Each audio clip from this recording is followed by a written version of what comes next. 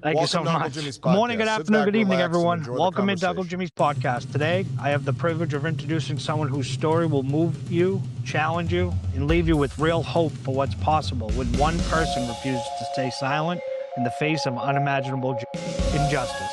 Please welcome Zolal Habibi, an Iranian-American human rights activist, a fierce and tireless voice for justice, democracy, and especially women's rights in Iran. She serves on the Foreign Affairs Committee of the National Council of Resistance of Iran, NCRI, where she works every day to build global support for a free, secular, democratic future for her homeland, where human rights, gender equality, and the separation of religion and state aren't just ideals, but the foundation of a new Iran. For more than 25 years, Zolal has been a relentless champion for the voiceless, people still inside Iran, the political prisoners, the dissidents, the everyday freedom seekers risking everything under a brutal regime. She's a regular at international human rights conferences, forums, and major media platforms, turning hidden stories of suffering and courage into powerful calls that echo around the world. Raised right here in the United States in the Northern Virginia, D.C. area, she has deep Iranian roots, though she's never been able to visit the country herself because of the regime's threats. That unique position gives her a bridge-building perspective. She speaks the language of freedom that hits home for American listeners while staying profoundly connected to the pain, the protests, and the unbreakable spirit of the Iranian people. Her own journey started with heartbreak that no child should ever face. As a teenager, she lost her father, a respected Iranian writer and political dissident who was executed by the regime in the infamous 1988 massacre of political prisoners. That loss didn't shatter her, it forged her. It became the spark for a lifelong promise no other family would suffer what hers did, and the silenced voices inside Iran would finally be heard loud and clear on the global stage. At just 18, she stood at one of life's hottest forks in the road. She had a full scholarship to study medicine, a safe, respected path forward. But her heart and conscience pulled her toward the fight for Iran's freedom. She chose the tougher road, facing obstacles after obstacle with extraordinary strength and grace. Along the way, she became a powerful example of how women's leadership and empowerment can dismantle tyranny and misogyny at their core. Her knowledge runs deep. The real climate inside Iran today, the growing resistant movements at home and abroad, the unstoppable woman-led uprisings, the human rights horrors, and the regime's ongoing terrorism, aggression, and nuclear pursuits. And her work isn't just words, it's delivered real change. She's helped secure international recognition of the 1988 massacre as a crime against humanity, and she played a key role in the safe relocation of 3,000 at-risk dissidents from Iraq, literally saving lives through determined global advocacy. Listeners, when Zolal speaks, you're hearing more than analysis or opinion. You're hearing the voice of someone who turned the deepest personal pain into unbreakable purpose, grief into unyielding hope, and personal loss into a worldwide movement for justice and freedom. In a time when the situation in Iran is such at a critical turning point with war, repression, and the dream of real change all colliding, her insights remind us that the Iranian people aren't waiting for outsiders to save them. They're fighting for their own future, and voices like Zolal's are helping make sure the world stands with them. It's an absolute honor to have her join us today, Zolal Habibi. Welcome to Uncle Jimmy's podcast. We're ready to hear your story and vision for what comes next. Well, actually, first of all, thank you for that introduction. It was more than expected. I hope that I could be what you just said. And I'd like to greet everyone who is tuning in to the podcast today. It's a pleasure to be with you, and I hope that I could further echo the voice of the people of Iran. So thank you for the opportunity. Thank you so much. You're absolutely correct. I mean, it's very important to be able to echo the voice of the people of Iran and what it is that they're seeking and what they see as the solution moving forward, to be able to align with that. Yeah. So your father, right, was a respected writer and dissident. He was murdered by the regime in 1988 massacre when you were young. How has that personal trauma shaped every decision in your activism? And do you still carry the weight of wondering what he would think of today's resistance? Well, it was a major change in my life. I was only 7 at the time, so you can imagine like the impact that it makes on a 7-year-old. But I think what also impacted me was the fact that I knew that I wasn't the only one. That summer, the Iranian regime had over 30,000 political prisoners executed in a matter of 5-6 weeks. And there were a lot of people surrounding me that they had also lost parents or loved ones. And despite how difficult it was, in a way, I considered myself to be one of the lucky ones because I knew people who had it worse off. And it also, um, I guess, put things into a different perspective for me. I remember from very, very early on, the day that I found out that my father had been killed, I remember crying for like 3 hours straight. And then, my brother, who was 4 years younger than me, was coming home, so he was only 3 at the time. And so my mom was like, if he sees you crying, he's gonna know something's wrong. And so I had to try to, put myself together and to, put on a strong face for him. And I remember like talking to myself and trying to calm myself down. And I was like, at the end of the day, crying is not going to solve any issue. Your dad's not going to come back with you crying. There was this story that we used to listen to as children, like it was this children's story. And it was the story of a city without smiles. There was the ruler who didn't have a smile. And so he would take people's smiles and to try to put it on his own lips. Each person's smile is, unique to that Unique to person. themselves, yeah. And so he was taking away the people's smiles, but he wasn't gaining that, happiness at the end of it. So that's like the whole story. And so I was thinking, crying is just going to make him uniquely. In the mentality of a 7-year-old, my resistance became not crying, to not give the regime that satisfaction of seeing us, dwell in our own sorrows, I guess. And so, resistance was always a part of my life, I guess. I think that things that did make an impact in my life, they didn't start with my father's death. They started with, since I could remember, I had heard the stories of those who were being executed in Iran. The 13-year-old Fatima Mehsah, who was executed for selling Japan, newspapers in the street. Yeah. Stories of, all of these young teenagers who were really, I think it's unprecedented or unparalleled, the sacrifices that they made and their bravery. And has a big part in our country, in our history. But I grew up like meeting people who were victims of torture and seeing them, having those people in front of me, they became my heroes.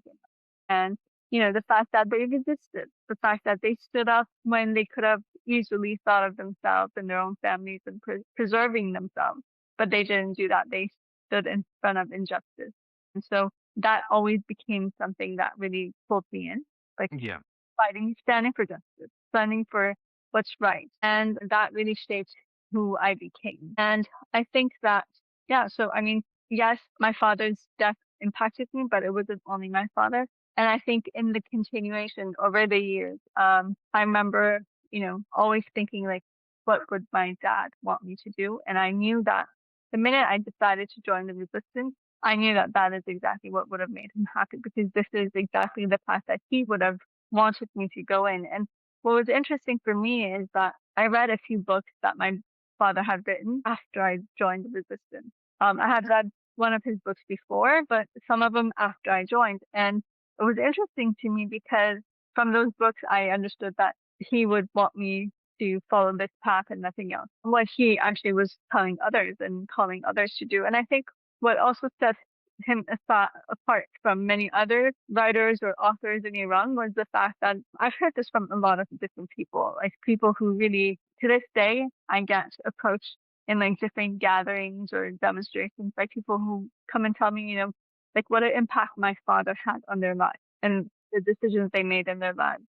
And what everyone always touches on is that he didn't just write, he lived what he was writing. He lived what he wrote. Yeah, and that is what, sets him apart. The fact that he wasn't just telling others to go and do this, he was doing it. He was doing And it. he actually paid that price himself. So I think that, I mean, I'm very proud to have parents like my own who taught me what's important in life, not through their words, but through their own actions. And to stand and live by your principles and your values. And these days, sometimes it's not that easy. It's not necessarily what's popular sometimes, or it's not in the direction of the wind. It's standing by your principles, really. So that is something that has always been helpful to me, to have that to have that kind of, those kind of role models And it in must my be powerful, right? When you're at a rally and someone comes up to you and says, "Your dad, your dad influenced me," right? And let the listeners know, right? What kind of influence was in the books and the writings? What was your dad telling the people to do? Was he telling? Well, I think what was interesting for me is to see, like, in the span of generations, people approaching me about my dad's writing. Like, it's not only that generation that was reading it back then; it's the generations or people even younger than myself who Young have kids now. by it. But he wrote one of his books was about the history of revolutions in Iran Yep. in the last, right now it's 120 years, but back then I guess it was like the last, I guess, 80, 90 years back then, 75 years back then. So it's the process of the revolutions in Iran since 1906, constitutional revolution till now. One was a book that is in regards to women's empowerment and the Iranian resistance and how that has changed or shifted the ideology or the mindset of those who are part of the opposition. And that is what a lot of people are touched by the most. And another is the history of the role of Islam in Iran's history, like over like the last, I guess, 1,000 years or whatnot. Yeah. And goes through, what role it has played, both the positive and negative in different times, and learning from those lessons in dealing with the theocracy that we're dealing with today, and to be able to differentiate between Islam and theocracy, because Yeah. this regime, it calls itself Islamic Republic, but it's neither Islamic nor Republic. So to be able to understand that, and I think that's really important for many Iranians who, I mean, justly so, if they see this regime as what it says it is, then, they have a distorted view of the two concepts of Republic Yeah. or Islam. So it's really important to show that there's been continuous fight between fundamentalist views and like a revolutionary or democratic Islam. And that fight has continued for centuries in Iran. So at 18, right, you walked away from a full scholarship to medical school to join the resistance. Looking back, was there ever a moment of doubt, or has that choice only grown stronger with every time you turn on the news or you hear a story about atrocities that are still going on in Iran daily? I don't think that there has been even ever a moment of doubt. I think that over time, I have realized that, it was the right decision. There have been times that I was like, I wish I'd made that decision earlier. So, Yeah. and the mix of everything, I think that it was a thought out decision, on my behalf. It was something that it took me a while to make that decision. It wasn't something that I chose like overnight, Yeah. but there was like turning points. I guess it was like if you look back at the process, it was probably like a year. That process took about a year for me to finally make that decision. Because I knew what I was entering in. I knew like what it meant. I knew that it meant, the self-sacrifice that came with it, the dedication that it would need. And it was really important for me to make sure that, I stay in it. Like if I make that decision, for me to stick to it so bad. Yeah. That was really critical for me. And that was like always when it came to my mom, I always prayed for her to be able to continue this fight, no matter all the obstacles and ups and downs, to continuously be able to do it and continue it, because I understood it wasn't easy. I mean, my mother, she joined the resistance at the age of 25, Okay. with two small children. I mean, about 2 years down the line, the first Gulf War started. With the first Gulf War, at that time, we were in Iraq because that was where the base of the Iranian resistance was at the time. And so all of a sudden, she came to this crossroad of choosing between continuing the fight or returning to the U.S. for our safety. But she took that path. What was clear was that, it wouldn't be safe for us to stay there, and also it wouldn't be to the benefit of our future. And she also didn't want to make that decision for us. She wanted us Yeah. to make the decision on like what path we want to follow in our lives personally ourselves. So she actually, I don't think she has looked down that road like that for extensive. I think she thought it was for a few months or maybe like 1 or 2 years. But she sent me and my brother back to the US and were raised by my aunt while she has been a member of this resistance now for 38 years. Wow, that's And powerful. yeah, it is. I mean, throughout these years, there have been a lot of ups and downs, a lot of very hard decisions, but she has withstood that, you know. She's Well, still, fighting for the cause, and she's still 100% in. And, that's one of the thing I want to say to the listeners, the cause of the resistance, right? It's not something you can have 1 foot in, 1 foot out. This is something you need 100%, right? Because there's threats that come along with it. There's a lot that come along with it. And, I want to mention to the listeners, right, Zolal, so you come back to the States and you have the option, right? It's not like your mother says you have to join the resistance. You're given the option, right? You can join she, the I think resistance or you can go to school. she even never even put me in that position. Like childhood, I don't know how many Iranians you know, but like for Iranians, education is like a big deal. Yeah. And so from childhood, I was always told that you guys need to study, you guys have to become something because you guys have to build Iran after it's free. Like so in my mind, there was always this division, like it's our parents' generation's responsibility to free Iran, it's our responsibility to build Iran. No one thought that this fight will continue for 47 years. Yeah. I remember once I joined the resistance, like one of the things that I was like, I told my mom, why didn't she ever tell me to join the resistance? Yeah. And she was like, that was your decision, that wasn't mine. I was like, you could have like suggested it. She was like, no, it would have been wrong because I didn't want to implement my own views onto you. You had to come to that decision Yourself, yourself. yeah, and that's awesome. That's so powerful.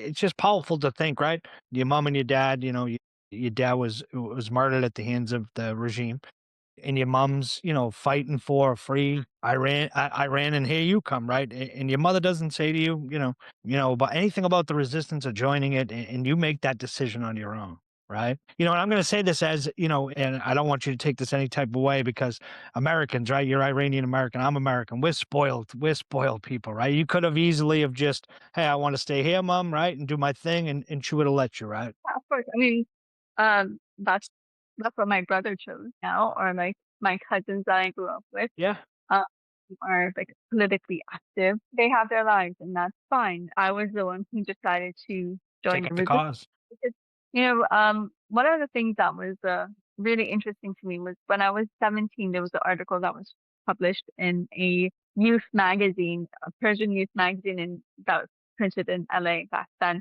In it, it said, this is back in 1998, there were 20,000 Iranian American doctors in the US. And I remember looking at that number and I was thinking, am I going to be one of those 20,000? Yeah. Or am I going to do something for Iran to be freed so these 20,000 can actually go and serve their own people? Because even today, you see a lot of people in the diaspora saying, like, we yearn for the day that we could actually go and serve our own people in whatever field it is that they work in. And the reality is that Iran has the highest brain drain in the world. So just imagine if the true asset of Iran is its people. Is its people, yeah. These people would be able to serve their countries, both inside of Iran and outside of Iran. I mean, even those who are inside of Iran, unfortunately, even we have people who have, their PhDs and they're delivering pizzas or, doing things like that. So just imagine if they could actually work in those fields that, they have such high potential in. There was a statistic. We had a conference actually in December, and there were many Iranian experts from the diaspora who had come together. We had people from, people who are like deans of different schools and colleges. We had people who are like heading some of the highest, like the most renowned research centers or institutes, people who, work in NASA or top tech, or people who have, like over 100 and something patents under their name. They were all there saying, even though we have accomplished these things, there was the greatest pleasure in our life would be to be able to actually go to Iran and serve. In serve your people, And yeah. they were actually speaking about that roadmap of like what that free Iran will look like and what they can do to serve their people. And all of them, they kept on emphasizing that of course we're going to be doing this pro bono because this is like the greatest, you know, aspiration that we have in our lives. And it's very powerful. This was right, actually, it was about a week before the start of the uprisings in Iran. So we had this conference, and since then everything has been in turmoil in Iran, and everyone is seeing that day come closer. So yeah, that's I think the way many Iranians feel today. So you've spent, right, 25 years fighting from exile without ever setting foot in Iran. How does the distance both empower and frustrate you in your ability to connect with people on the ground? Well, first of all, as you said, I've never had the chance to be in Iran, but I think that there hasn't been a day that I haven't been thinking about the people of About it. Iran. How it has empowered me is the fact that I know I could be their voice and try to echo that, and that gives you a lot of momentum to just push forward and never give up and never give in and continue the fight. But um what really bothers me at times is like days like now, Yeah. days like during the uprising, beginning of January, that you wish that you were there to be able to, I guess, protect the people, to Yeah. be able to put your life before theirs, and to be able to safeguard them, and to be able to do whatever in your power to prevent one family from suffering the way that they have. Seeing the images that came from the uprising, we count the seconds to be able to go and there and fight, and to be able to create human shields in front of people with our own lives, because we have, I think what sets us apart is the fact that I've made that conscious decision to do that. A lot of those people who are being killed in the streets, they may have made that decision that day, but it's not like, they were willing to make that sacrifice for their country. But it's very different when someone has decided to sacrifice their entire life Yeah. for that cause, because it's easier to die for a cause than to live for one. Live for one, yeah. And That you is fight for it every day, you know? That's what we have. So I think that that was not just the feeling that I had, that was the feeling of many, probably I could say 100% of everyone in the resistance. But we yearn for that day, that moment, that we Yeah. can actually go and serve our people in whatever capacity that we can, and to be able to bring about that change. Because we understand that no one's going to hand us freedom on a silver platter. We understand that it comes with a price. And 120,000 of our best have paid that price with their lives. And yeah, we understand that, this is what can guarantee a true democracy, A Iran. free, a safe, a democratic, Iran. Yeah. Yeah, Republic of Iran. So women, right? Women have been the vanguard of Iran's uprisings. What unique role do you believe women's leadership plays in dismantling a regime built on misogyny? And why do you think the regime fears women the most? Well, its inception, the Iranian regime, they understood one thing. They understood that if you want to have complete control over society, the easiest way to do that is if you have half of society in chains. And Yeah. so that's the misogynist views of the regime in regards to women, by having control or trying to control the most personal aspects of the lives of women. They have been able to have control over society. But from day one, so from actually one of the first steps that Khomeini took after the 1979 revolution was the mandatory veil. At first, it was only, the offices and, places of work. But one of the first demonstrations that formed against Khomeini, against the regime at that time, was International Women's Day, when women came to the streets against the compulsory veil.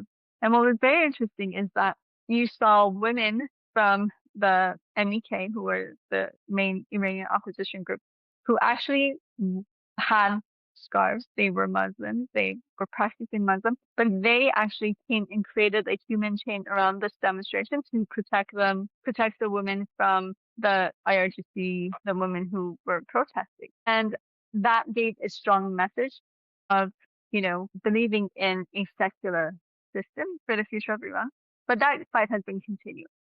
The reality is that I think Mrs. Bajari put it best. I remember back in 1996, she gave a speech in London, and there she said to Khomeini, she was directing her speech to Khomeini, and she said, "You will be defeated by the same force that you can't even bring yourself to admit to. The vanguard women of today, the women of today, the suppressed women of today are the vanguards of tomorrow, and their voice will echo throughout eternity. That was like that quote. And that really, back then I was 15 when I heard it, and it really inspired me. I was there in that hall, and it really touched me, the fact that, how much Mrs. Rajavi believed in women's empowerment and how that is a key element in our fight against this regime.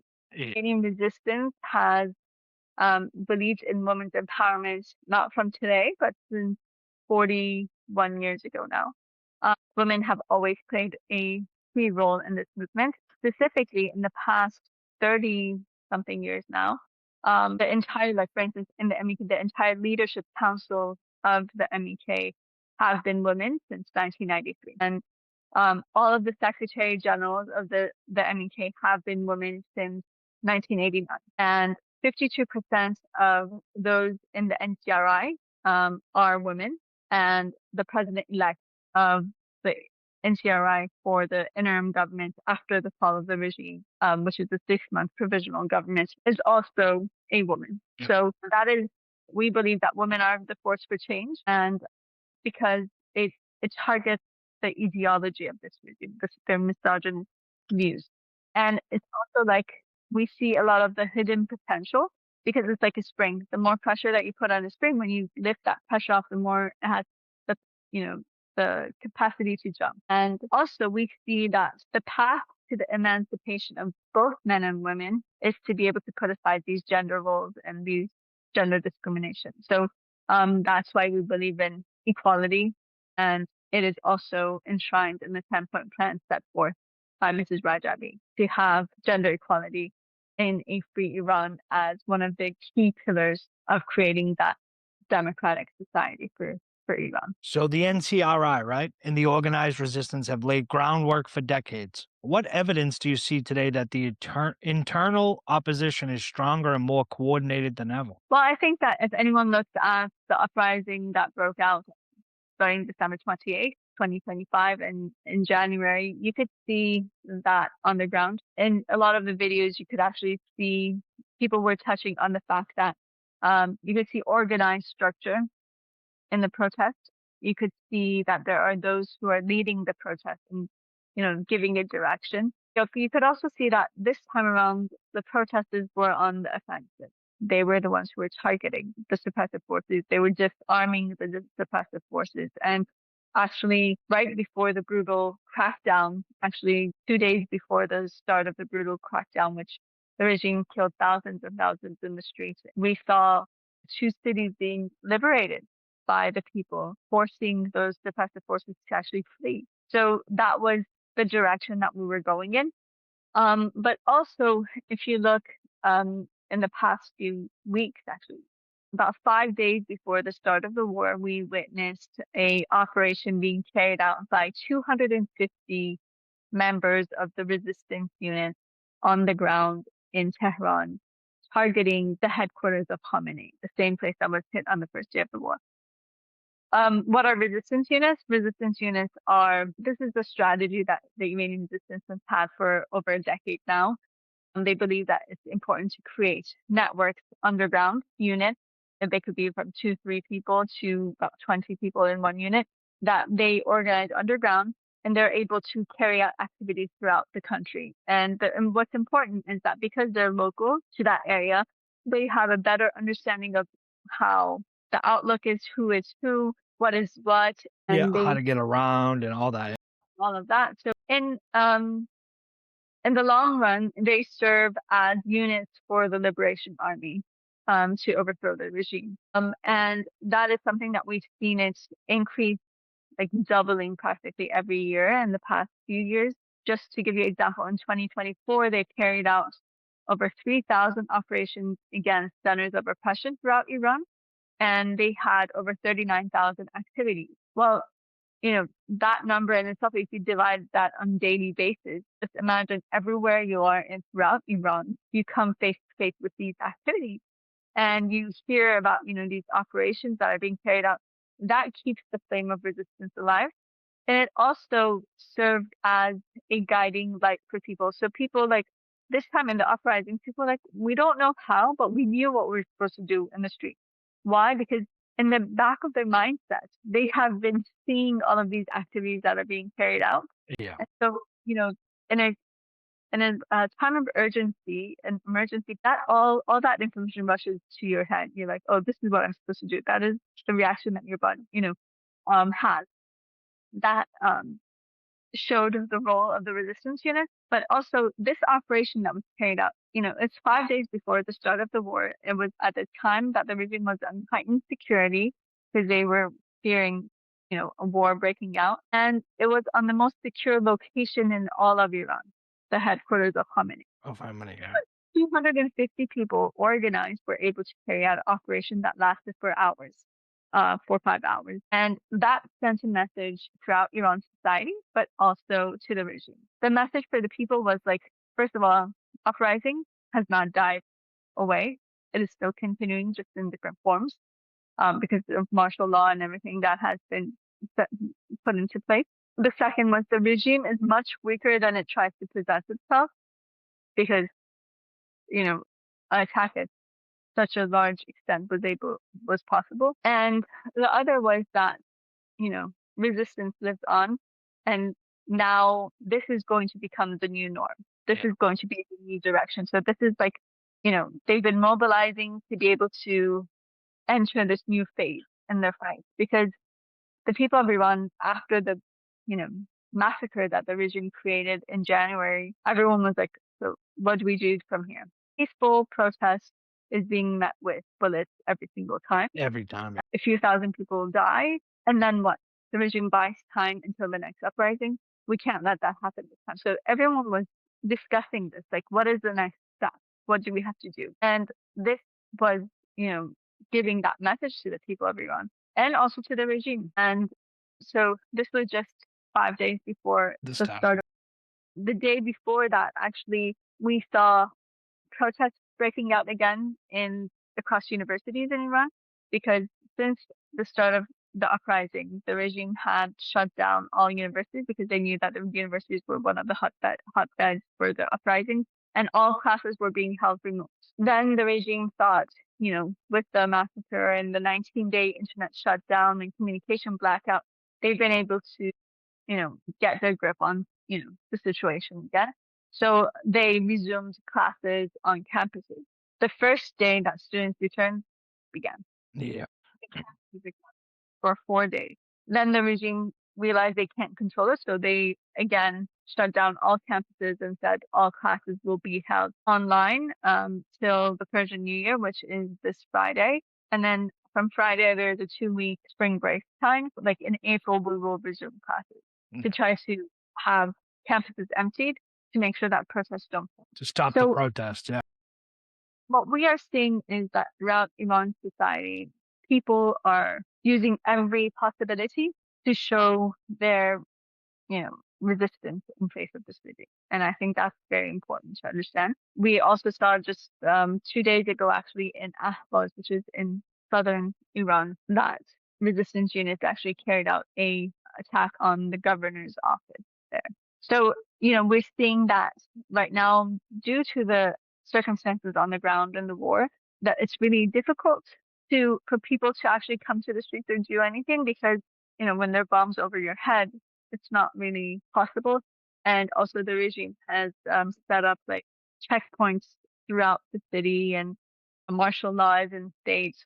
And so it's very difficult to be able to do anything. So that is the current circumstances. And we would have to wait for an end to this war to then see like what the people of Iran are doing or they plan on doing, because right now it's kind of impossible to do that when there are, bombs over your head. Over your head, yeah. And Zolal, let the people know, right? The listeners know what the regime does, right, on the crackdowns. When the uprisings do start and they start protesting in the streets. And these protesters are peaceful protesters. These aren't people taking to the streets with weapons or anything like that. They're taking to the streets with their voices. And so I think I heard you say they do blackouts, they do no internet, no shut down college, because the young people of Iran are trying to take back their country, right? So what else do they do? What else are some of the tactics that the regime uses when these uprisings do start? Well, unfortunately, in these uprisings that we just saw in January, thousands upon thousands of people were killed in the street at point blank. Um, and then their bodies were all gathered, and the regime actually made the families come and look through the bodies one by one to identify their loved ones, as kind of like psychological torture. And that actually makes the families pay for the bullets used to have their children killed. Jeez. The regime actually perpetrated war crimes during these uprisings. They went into hospitals. They raided hospitals and had those who had been wounded from the protests killed on the hospital bed. Or some of them detained and taken away. Unfortunately, over 50,000 people were arrested during the uprising in January that they now are in a state of limbo. And right now, the Iranian regime has actually put like metal bolts on all of the windows of the prison to make sure that even if, those prisons are hit during this war, the prisoners won't be able to escape. Won't have any way out. Did you say 50,000 were arrested? Over 50,000 people. So, a question I do have is what is usually their fate then? Who's the judge, jury, and the executioner? The regime? Yeah, of course. And they'll either keep them in prison or they'll execute them all or Or have some of them released. It's mostly, especially in heightened situations like this, the regime has always told, especially long-standing political prisoners, that the day we go down, we're going to take you down. with We're not allowing you to be freed. Everyone always fears, another massacre like the 1988 massacre when the regime feels threatened, because that is exactly what happened back then too. It was right after the end of the Iran-Iraq war. The regime felt like it was on the verge of collapse, so they, emptied out the prisons and held, based on a fatwa by Khomeini. And in 5-6 weeks, they had 30,000 prisoners executed. And this this year, though, in 2025, there were over 2,200 executions in Iran. Mostly if you look at the victims, they're mostly from Iran's ethnicity, like, for instance, Kurds and Baluch. And the reality is that this number was the highest since 1988. yeah. Because the regime feared that these uprisings were coming. And so they wanted to be able to spread fear in society with execution, with torture and whatnot. But it's lost its effect to a great extent because people now understand that it's not out of the regime's strength that it has these executions, it's out of its weakness. And it's because they feel their days are numbered. What's ridiculous is that we now see that every year, especially in recent years, in February, the regime actually celebrates the fact that it hasn't been overthrown yet. Yeah. So, they know that they're on the verge of collapse. But they are just trying to extend their lifeline even on daily basis, no matter what the price. And so that is the type of things that people were faced with. Also, like the brutalities of the regime and, how they targeted people's heads when they were firing at them. So they were targeting to kill. It wasn't just to, wound or whatnot. We also saw that, unfortunately, some of the Iranian regime is known for its brutal methods of torture in prison and also the use of, rape or other means to be able to break prisons. So that is something that continues to happen. And unfortunately, Iran is known for its notorious prisons. It's noteworthy that most of these prisons were built by the Shah and continue to be used by the mullahs. You see how these dictatorships are a continuation of one another. Yeah. Same torture, same methods of, execution. You see the continuation, the united front of dictators in this regard. So Zalil, so I take it, right? The regime, right? They do anything to cling to power. So nothing's off the table, right? For them to stay in power. Yeah. They'll use anything and everything, and I got some more questions, but I really do. I appreciate you coming on, and what I'm trying to do here is educate, the listeners here in the States about what it's like, what the NCRI does, and what the voice of the people are in Iran, right? Because we're watching the war go on now, and I don't think I've heard it from any Iranians of what's going on, right? And I can only imagine they're going through war, and it's almost like right now, the thing that scares me is that you have the missile strikes, and then you have also the regime who's capable of doing anything and everything. So it's like, well, who do they turn to? Where do they turn to? Right? They must be so scared over there on the ground right now. Yeah, well, it's very important to understand the nature of this regime. Regime from the beginning, I mean, a regime that so sees no borders when it comes to killing its own people, it's not going to show mercy to others. We understood that, and that's why, as like the Iranian resistance, we have always said that the solution to Iran is neither war nor appeasement. It's to support the Iranian people in their resistance to bring about change. And this isn't something that we've said today. This is something we've said for over 20 years, actually 22 years now, I think. And because we always saw this day coming, I guess. And so we tried to inform the international community of, what is the road ahead and what it could look like and what is the solution for us not to be stuck in the situation that we are today. This regime is the number one state sponsor of international terrorism. So it's clear to us that, if a war breaks out, it's not going to be limited to the geography of Iran. It's Yeah. going to very fast, and that is what the world saw. It expanded to, I think about like 12 countries have been targeted now by the Iranian regime. It hasn't been, light bombings or, rockets and things.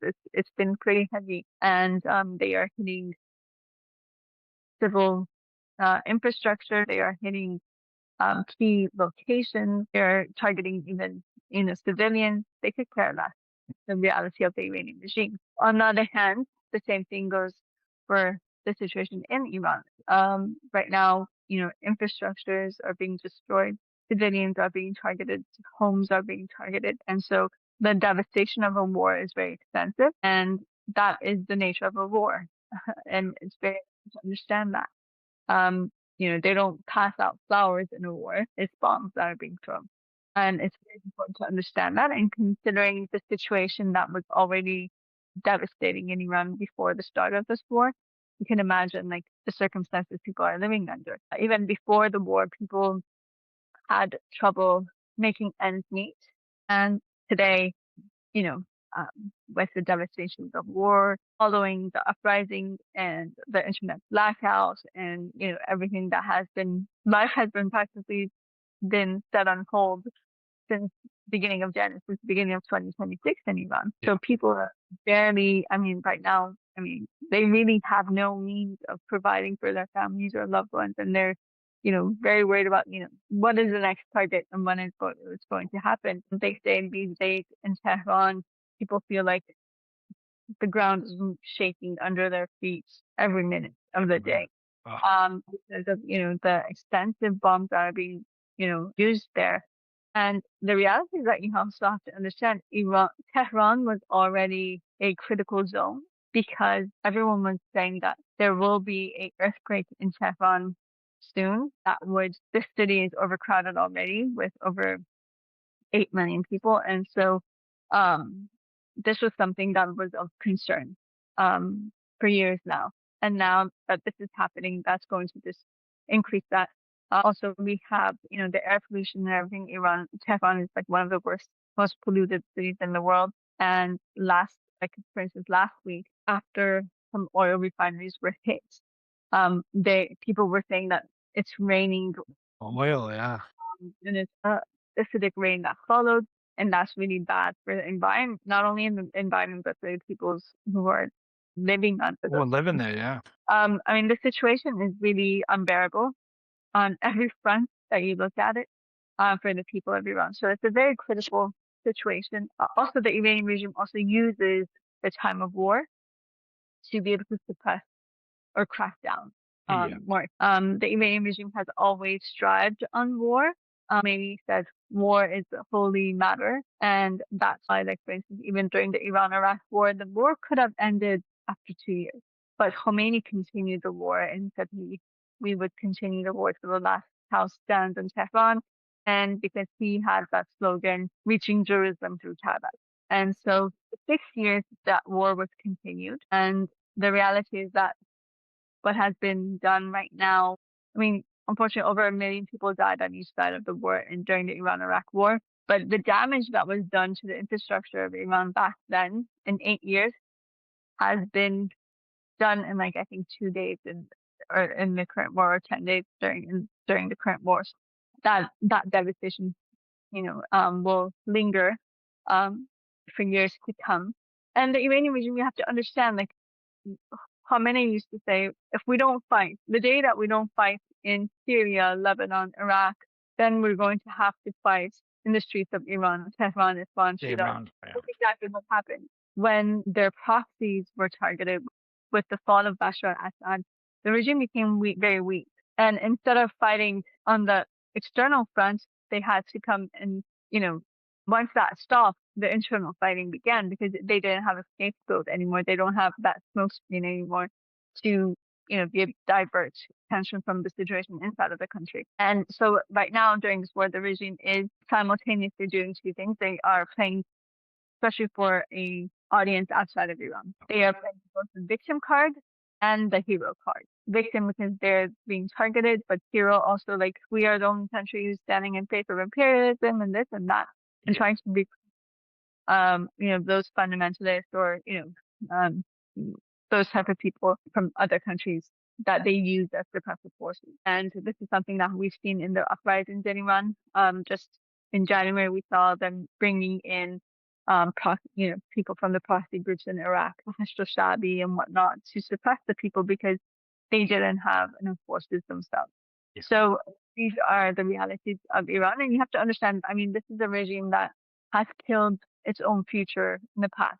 During the Iran-Iraq war, the regime used children to open minefields instead of buying minesweepers. And they would go to schools and they would put the children on buses and they would give them these gold plastic keys and they would tell them that this is the key to heaven. So you just put that around your neck and then we wrap you up in a blanket and then they would roll them open on minefields and those mines would blow up. Those children would be killed, but that would open the path for them to move forward. And so 450,000 children were taken to the minefield. The regime needs to do that with its own future, the future of its country. It's not going to show mercy today to anyone. And I think that's something that's really important to understand about the nature of this regime. Yeah. So Zolal, if the regime, right, were to fall during this war, what risks do you foresee from competing opposition factions? And how does the NCRI plan to ensure a peaceful democratic transition? Well, to be honest, I don't think that the regime is going to fall from war. At the end of the day, it's going to be the people of Iran who will overthrow this regime.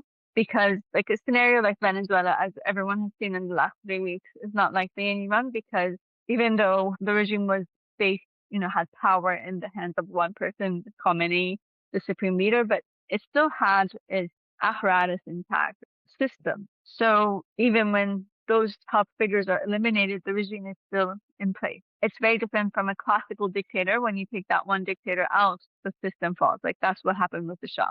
When the Shah escaped Iran, within 2 weeks, the regime was gone. So that's where it differs. On the other hand, like the other scenario would be, like kind of like troops on the ground to overthrow this regime. Something like Iraq.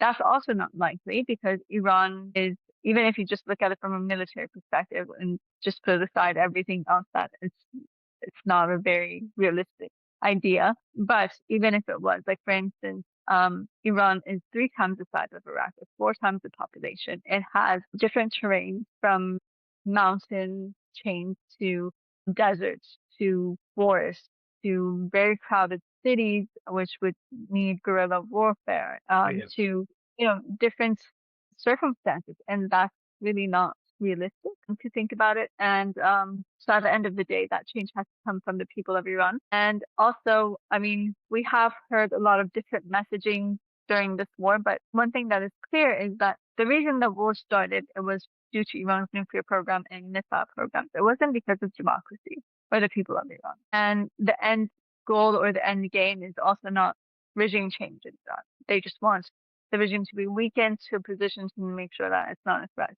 But the reality is that until this regime is in power, it's going to be a threat to the international community because that's its nature and that's what it strives on. Yeah. And a threat to the Iranian people daily. It's on two legs. One is internally, and the other is export of terrorism. Yeah, because they're the number one. I mean, the regime's the number one supporter of terrorism worldwide. And that's for the listeners in the states that may not understand that, but they control Hezbollah. There's so many of them that they control. We could spend days and weeks shouting off the groups that they fund. They funnel money to and they fund. It's not just that they fund the terror that goes on in Iran; they fund it that goes worldwide. In your response, you asked about the NCRI and what Yeah. presents as the solution. The NCRI has announced the provisional government for the transfer of sovereignty to the people of Iran, based on the 10-point plan set forth by Mrs. Baghdadi. What is important about the National Council of Resistance of Iran and where it stands is, first of all, the NCRI understands the need for unity to be able to create that change. And that is why the NCRI was formed in the first place back in 1981. And over these years, about 24 years ago, the NCRI announced the Solidarity Front, where it says, even if you don't agree with the plans of the NCRI, we extend our hands to you to create a united front, only based on 3 criteria. One is believing in the overthrow of the regime in its entirety, so not like negotiating with this regime or anything like that. Second, believing in separation of religion and state. And the third being a republic's people's sovereignty in Iran. Right. Those are the only basics.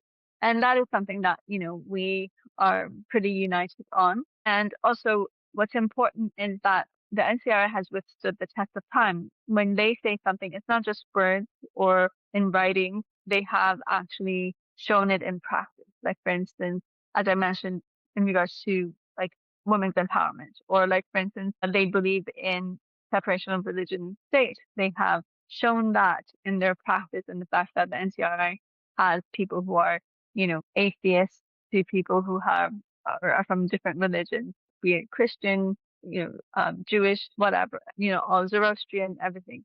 And they have stood by that. On the other hand, they call for non-nuclear Iran. Well, the NCRI is the first to reveal Iran's nuclear program to the world back, 24 years ago. And they are the ones who have, been key to the world finding out about the extent of this plan. They call for the rights of the ethnicities of Iran and their autonomy, which is a key factor right now these days when you speak about Iran. They call for independent judiciary. They call for just abolishment of the death penalty and all forms of torture. That all of these, suppressive forces, they need to be disbanded completely, back to the IRGC and all of that. And also Sharia law has to be put aside. It has no place in the future of Iran. I mean, we also have this experience especially from after the revolution in 1979. Back then, what happened was it was just rebranded. Everything was just rebranded. It was a continuation of some of the same things. Like, for instance, Avak changed its name to Vevak, but it was the same entity, the same people even working in. And then there was, like, for instance, Immortal Guard, became the IRGC now. Yeah. So it's the same structures really in place still. And that is something that the people of Iran don't want. So what is important is that the NCRI has withstood the test of time. They have, the interim government calls for a 6-month provisional government, and then there will be elections under the eye of the international community, where people will elect a assembly, which this assembly will be responsible to put together the new constitution. And also they will be running the government during that period until that new constitution comes together. Once the new constitution is put forth, it is put to vote by the people. And once that is finalized, then elections will be held, presidential elections, based on the guidelines of the new republic. So this is something that has been worked on for, as I said, for decades. And everyone's prepared for that. And so that is, I think, and also I think that, that test of time really is important. And I think that dedication, like for instance, people can trust this movement because look, people in this movement are like my mom that I, Yeah. like people who have dedicated decades of their lives only with the sole purpose of, creating democracy for Iran and giving that, secular democratic republic to the people of Iran and people's sovereignty. If we were in it for fame or money or position or power, there were easier ways for us to go at it About and it. become something. But that's not the case. Like, for instance, Mrs. Rajavi had been fighting for freedom in Iran since she was 19. She was one of the elite students back then in Sharif University of Technology. Anyone who meets her knows, if she had not dedicated her life to fighting this regime, she could have accomplished great things. Yeah. But she has, I mean, she's accomplished, I think, a lot of good things already. But I think that it's over 5 decades of her life, day in and day out. And for 4 decades of that, people have been looking at her as, she has had to put like the weight of that revolution on her shoulders. Yeah. That is not I mean, day in, day out. He Or over, eats, sleeps, breathes it 24/7. Yeah. yeah, I mean, that responsibility, because I mean, I am a member of this resistance, but I don't have that responsibility weighing heavily on my shoulder. Right. I have it the resistance in general, but I mean, I do bear some of the responsibility, not the entire responsibility. I mean, families are not looking at me and saying like, why haven't you guys overthrown the regime yet? But they are looking at her and waiting for her to make that possible. So I think that that is something that people can trust, and especially with a country where, unfortunately, our people's trust has been betrayed by the mullahs and everything that has happened. It's really important. And so that's why I think that they're rest assured that we can have a bright future ahead of us because they see the dedication in this movement. And it opens the path with honesty and also with self-sacrifice. So, last question, right? For Americans watching this war unfold, right? What one message do you want them to understand about the Iranian people's fight? Not just against the regime, but for the universal values of freedom and human dignity. I think that especially today when we see the Gen Z of Iran, the people of Iran have made that. I mean, you have to understand the population of Iran is very young. Over 70% are under the age of 30. And the people of Iran they want to move forward in the 21st century to a secular democratic group. They want to be able to take their destiny into their own hands. And that is what they are calling for. They want to put behind them the dictatorships of the past, the current mullahs or the Shah. So one of their slogans is neither the crown nor the turban, freedom and democracy. That is their message. And they want to move forward to that. They want to see Iran flourish in the 21st century. And they see their message is this. There are third options. First of all, neither war nor peace, and support the people of Iran in their resistance for change, because change has to come from the people. And secondly, we're not stuck between the current status quo and the previous dictatorship. We want to move forward in the 21st century. The era for hereditary lineage has come to an end. Right now, the regime that boasted that it's a republic, it has been forced to turn to a hereditary lineage with Khamenei Jr., with Mujtaba coming into power. Yeah. The message of the people of Iran is please stand by us. What they're asking from the international community is a firm stance on Iran, because unfortunately, due to the policy of appeasement, they have been the victims of it so far. Have a firm stance on Iran. Allow the people of Iran to take matters into their own hands and recognize their right to resist, recognize the provisional government set forth by the NCRI, and allow us to move forward. So, Zolal, your story and the Iranian people's struggle remind us that the fight against tyranny isn't abstract. It's personal, it's generational, and it's universal. While the United States and its allies are now confronting the regime head on through military action aimed at curbing its nuclear threats and regional aggression, the true bridge lies in recognizing that the Iranian people have always been America's natural allies in the cause. They don't want war for war's sake. They want the same freedom, security, and dignity that we cherish here. By listening to voices like yours, supporting the organized resistance, and standing firmly with the Iranian people's demands for a secular democracy, we can help ensure that this painful chapter ends not in endless conflict, but in a free Iran at peace with itself and the world. The people of Iran and the people of the United States share a common dream, a future where no mother loses a child to a bullet, no dissident vanishes into a prison, and no nation lives under the shadow of terror. Together, through understanding and resolve, that future is within reach. Thank you so much for joining us, Zolal. Thank you very much for having me. It was a pleasure to be with you.